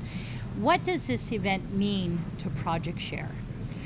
It is our largest fundraiser, so it's critical to our ability to help the families who are coming through our door for emergency food assistance and all of the programs and services that we offer. We're seeing about a 20% increase in the need for our services right now, so we are relying on the community support now more than ever, because we want to make sure that none of our neighbors are going to go hungry this holiday season, that all children are going to wake up and have a gift under their Christmas tree on Christmas morning. So that support that we're receiving today and in the days leading up to today is just so critical. So if there is a family out there who haven't actually made that step into your front door yet, tell me about the process. Yeah, so we are still taking registrations for our Christmas program every day. So if there is anyone watching who, is really hesitant, we're letting you know that you're not alone. There are a lot of new families coming to us for the very first time because of the financial impacts of the COVID-19 pandemic. And we're here to help. We're here as a temporary measure to help people get through tough times until they are back on their feet and hopefully able to meet their basic needs. So while we're advocating for those long-term supports, we're here to help people make sure that they have food in their bellies and that nobody's going hungry. And I know you're open till Christmas Eve until 3 o'clock to accept donations and to offer help. Absolutely. All right, here's something that I learned too was that the food donations that are coming in now, that helps carry you through the winter months. That was something that I learned, and I was quite surprised in working there, is how long you're able to stretch that food out. So folks who are dropping food off at the grocery stores right now, that goes a long way as well, doesn't it, Pam? It absolutely does. People think of giving around the holidays, but the reality is that hunger doesn't take a holiday, and the need for our services is year-round. So the volume of support that will come in through the Christmas campaigns like this BCM Insurance Good News Breakfast help carry us through those winter months when people maybe aren't thinking about giving as much, and donations do typically decline, but the need certainly doesn't. So what are your greatest needs right now? What are you starting to see that you're walking past your pantry and there's a spot there that still needs what? Peanut butter is a big need for us right now. Canned fruit, we typically try to go with unsweetened applesauce for the highest nutritional value. That's something else that we're frequently purchasing. This time of year, and well, really any time of year, we do take perishable donations like frozen turkeys. So if anybody has a turkey that they would like to give to a family in need, they can bring that directly to Project Share. We have a full walk-in fridge and freezer to accept those donations. And we're distributing a lot of grocery gift cards this time of year as well, because we want families to be able to buy what they would traditionally have for their holiday meal, and that's different for every family. So we're giving out a lot of grocery gift cards, so financial donations help us purchase those gift cards or donated gift cards that can go directly to clients. And then some of our toy items that we really need right now are Lego and LOL dolls and Fortnite and gifts for teenagers. So all the really popular things that all the children are asking for this year. I actually had read something very recently saying that that Project Share usually typically gets bread donations, but there's nothing to put on the bread, so that's probably the need for peanut butter and tuna. Yeah, those are items we purchase quite frequently throughout the year. And I think that's important to say for those folks who, if you're not getting out grocery shopping, cash donations online, you can go onto your website, make a donation, and you then sometimes are able to access really good deals on purchasing food. Is that correct? Absolutely. We do bulk purchasing, so we buy items by the skid, and we've got some strong community partners that will work with us to give us the best price per unit. So through both our local partnerships and also our provincial membership in Feed Ontario and our national membership of Food Banks Canada, we can utilize those to stretch the dollar as far as we can. So in 2019, you had a number that we had never seen before. How's it looking for 2021? You know what? We're so glad to be back out on the bus. We've had a lot of community support this week from businesses and schools that have participated in the challenge, and a lot of very generous support from the community. So I think it's going to be a great year, and we're going to be able to make a lot of people happy this holiday season.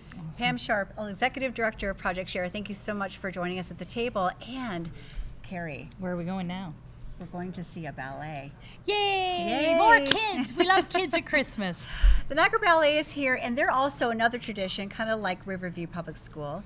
And they're going to take to the stage, but I think they're a ballet-only school or something like that. Is that true? Carrie? Yeah, something to do. This is their 8th annual Christmas program, and they are a school of ballet, but they also take kids from outside the community as well. So let's sit back and enjoy.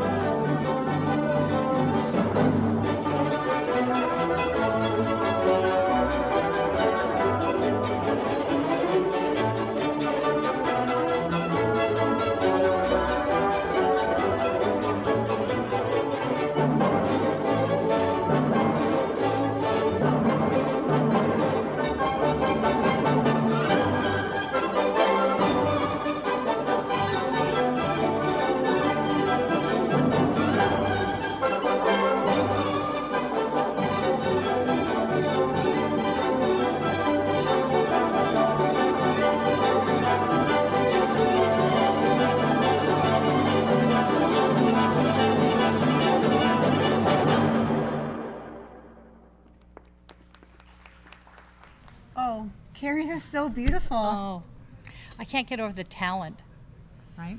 The talent and just their commitment to dance. I mean, it's amazing. They do that the first week of December every year. They get together and put on this beautiful show. Here at the Greg Fruin Theater. Yeah, that's great. Yes. We, so in one of our earlier interviews, we saw that Niagara Regional Police, they get together and their whole thing is about trying to see how much they can get into a cruiser. And I just heard, Carrie, that they are here. And they were actually making, got a bigger vehicle this year because they had so many donations that they need to put into it. And they were using one of their largest SUVs that the force had. So they see what they have in there. Let's see what they have. So we see, bags of groceries, potatoes, and is that eggs? Looks like canned goods. Canned goods, yes. Look at that, 2 full vehicles. 2 full vehicles. So their goal was to actually have 1, but they actually surpassed their goal and actually have 2. So that's amazing. And it does look like, Carrie, with our live shot here, that we are seeing that bus is more than 2/3 full. Yeah, I know we've been waiting all morning thinking about what was going to happen. Was Chris Russell, and we have to talk about Chris Russell, who's organized through Niagara Transit the use of the buses every year. Chris is an amazing volunteer. He actually takes a week of his vacation just to drive around the city with the bus to collect these donations. So Project Share is so grateful to have Chris's help and all the other volunteers that participate.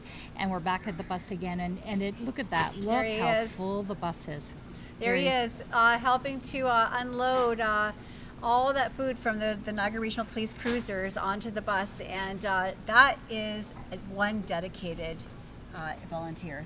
And look at here, so we've got Niagara Transit, we've got our local police force, we've got the fire department, all helping, just a few of the many local businesses and community-minded individuals who are supporting our local food bank this Christmas season. How lucky are we? We're so very lucky, Carrie. And the one thing is, we're also so lucky to have the school communities here in Niagara Falls get together and really understand what it means to pay it forward and pay it forward to our communities. And you actually had a really great interview recently with James Morton School. Yeah, we're about to take a look at that. And James Morton is one of those schools that every year enters the school bus challenge and or Stuff the Bus challenge. And they didn't win it this year.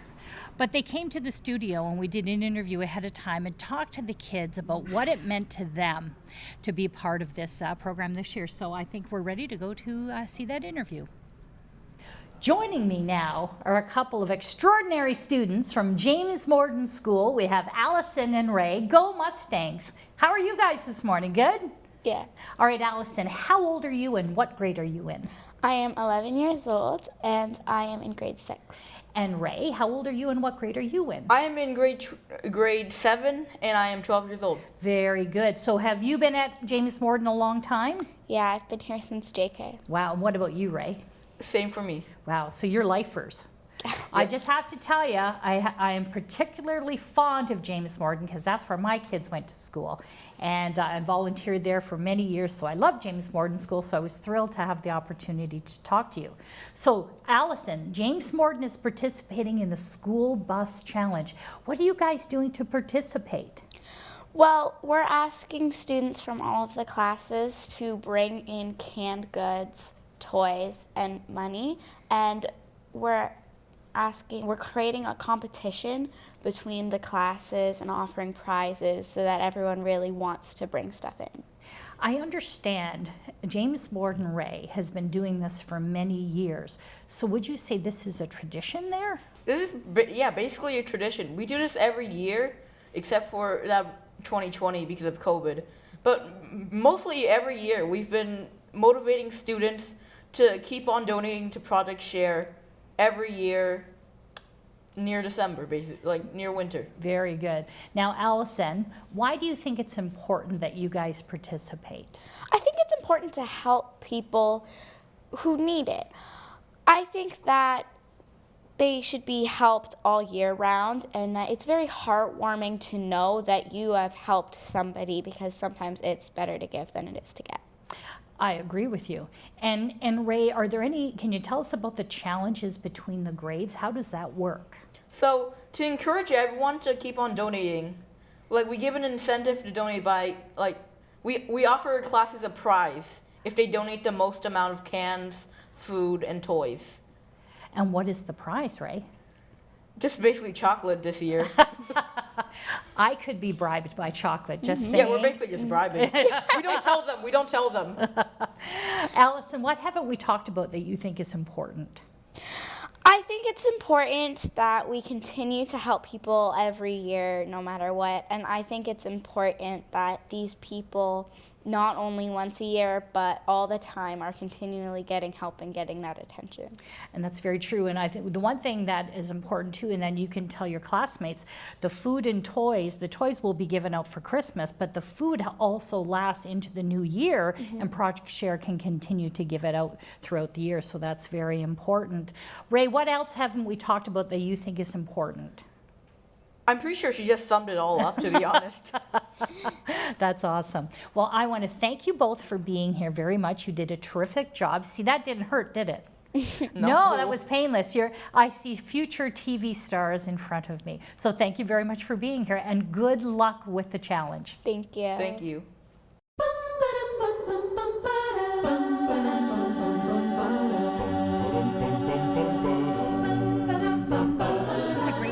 James Gordon School. Aren't they great kids? Their enthusiasm and just, I thought it was cool how easy they were on camera and they weren't nervous, and they were. But the teacher prepared them and they practiced it, and I thought, what a great life lesson. It really was. Yeah. Usually we have Paul from Canadian Tire with us, but unfortunately he wasn't able to come to the Good News Breakfast today. But Canadian Tire did have something that we're ready to draw for. It was their raffle and toy drive that they do for Project Share every year. And Andrea is vannaing. You just made up a new verb. Yeah, I did. And Lauren, are you going to be doing the special honors to see who wins this? I'm going to let Andrea do it this year. So Well, Andrea. Lauren, how I'll did shake people it get? up. How did people get the opportunity to be in the draw? How did that happen? This past week, starting on Saturday, you were able to buy raffle tickets at Canadian Tire, and then you were able to buy them all throughout the week from 5 to 10 or 5 to 8 p.m. And we just wrapped out last night. Yay! All right, drum roll. Okay, drum roll. Then the lucky winner is, I think this one feels lucky. I picked one that's hard to read. Joey Krusovic, potentially. Kruscuvic. All right, we're going to give Our Joey a winner. call. Congratulations, Yes, Joey. Joey now does not need to do any vacuuming for the holiday season because the Roomba will do it all. For him. Or Joey's mom may be receiving something, or his wife. Oh, congratulations, Joey, and thank you to Andrea and to Lauren. We'll be going back to the bus. Let's see what's happening out there, especially since the cruiser has just arrived. I wonder how full it is. We're going to check it out. Back in a minute.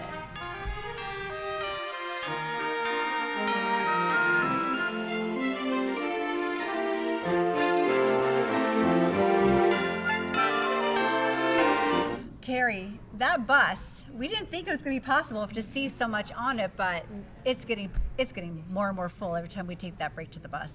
And one of the things that unfortunately we're actually seeing homelessness out and about.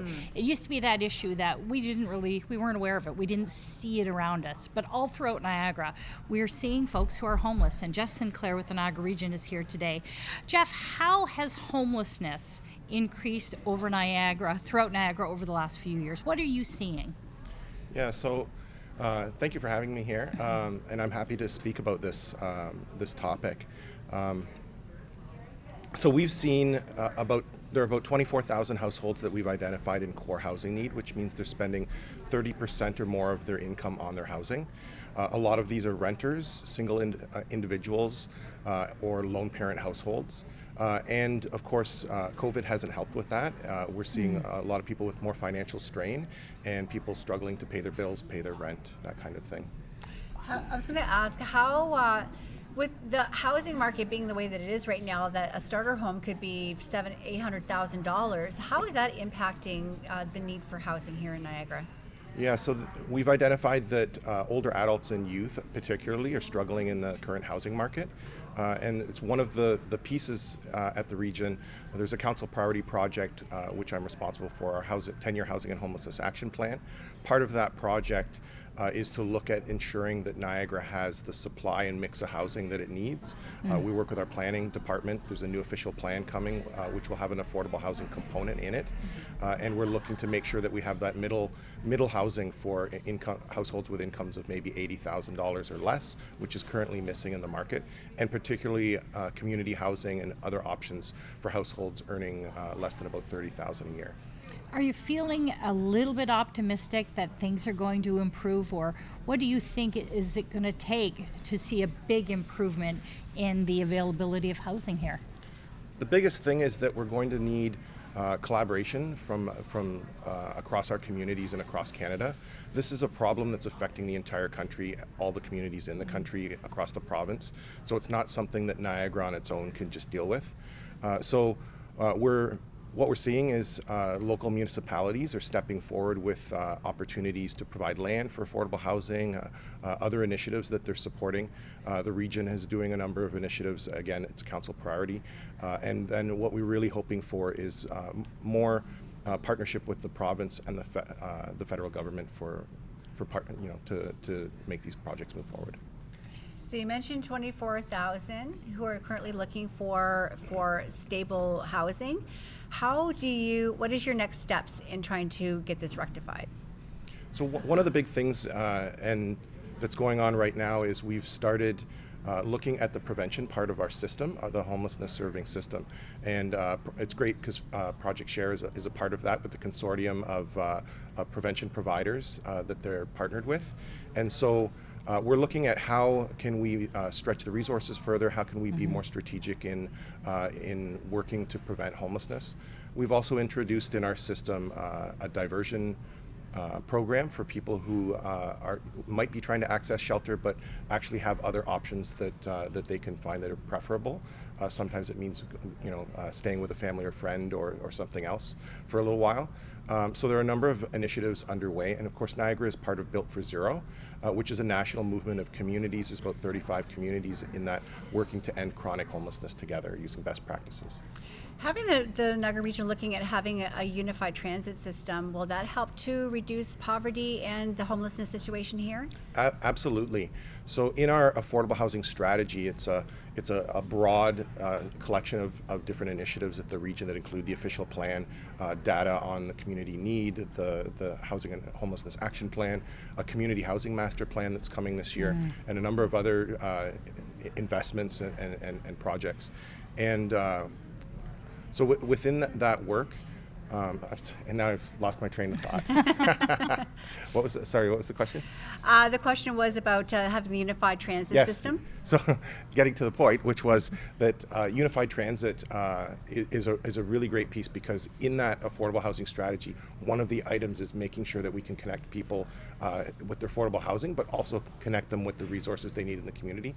And public transit can go a long way towards supporting that. So it's actually a connected piece with the affordable housing strategy. I think that's one thing that folks, it's so good to have you here, Jeff, because there's a definite correlation and connection between the cost of housing and how much money you're paying for housing, and then how that affects your food dollar. And Project Share has a housing help center that helps people try to find adequate housing, and it's really difficult to do right now when there's such a shortage. So it's great to have that connection between housing, homelessness, and how that affects people trying to just exist, and that connection to the food banks. Thank you so much for being here, Jeff Sinclair. Yeah, thank you for really having me. Appreciate it. And we'll be back in just one moment.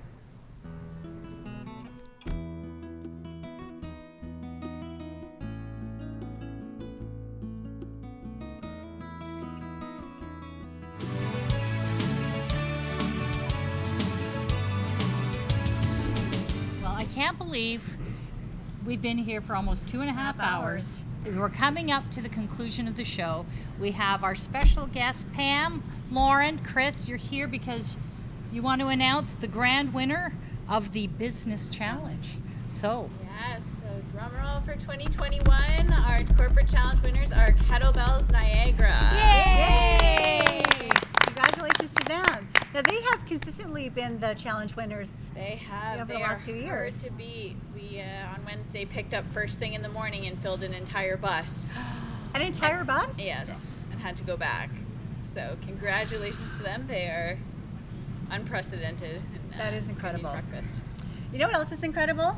The total that we saw in 2019 that was raised for the Good News Breakfast. And you had mentioned at the very beginning of our broadcast today that you were hoping to exceed that amount. So it's time for us to find out what happens. What is the grand total for the 2021 BCM Insurance Good News Breakfast in support of Project Share? So our total to date, which is calculated based on the value of the food and toys collected, as well as the monetary donations that have come in, and there is still more coming in. So this is just where we are at this point in time, but it is $229,000. Wow! Congratulations! Incredible. So we are so unbelievably grateful to all of the community supporters that have contributed to that total. Carrie's getting emotional over there. I'm going to try not to let my mascara run on the camera over here. But certainly it is a huge community effort, and we're going to be able to help so many families this holiday season because of that support. So my heartfelt thanks to each and everybody who has contributed, volunteered, our staff who's been working so hard. You know, Chris from Niagara Transit who's been driving the bus all weekend and loading all these donations for us. Thank you all so very much. And, thank you to Jack Custers and Your TV Niagara also for being a valuable part of this experience, because we would not be here without Jack. Yeah, right. And we can't be here without you. And so everything that you do, I mean, see, look what you've done now. There will be toys and food on tables for Christmas because of the community partnerships of the people of Niagara and because of you. Everything that you do just makes this whole thing just so worthwhile. And so thank you for everything that you do each and every day for the people of Niagara Falls. The families here work because of what you do. So thank you for everything. How can people still contribute to the Christmas basket program, and what can they do leading up to the Christmas days and then thereafter? So we are heading this afternoon over to Canadian Tire on Morrison Street. So the bus will be there. We'll continue to stuff that bus with donations as part of the Great Holiday Food Drive this afternoon from 1 to 4. People can donate from the comfort of their own home through our website, projectshare.ca. Project Share is open until 3 o'clock on Christmas Eve, and we'll accept donations of food, toys, monetary gifts, grocery gift cards, all of that support right up until that point. So certainly there's still lots of time to help. Well, very rarely am I speechless, and everyone's true. laughing when I say that because they know that. But it's very emotional. $229,000. And counting. Incredible. And counting. Because it's not done yet. That's where you can help to take part. Remember, donations are always accepted, even past the Christmas season. So help out wherever you can. It's greatly appreciated. Thank you so much for joining us for the 2021 BCM Insurance Good News Breakfast. I'm Lori Taraba. I'm Carrie Zafiro. And thank you so much, and we'll see you again next year. Take care and happy holidays to you all. Bye-bye. Thank you.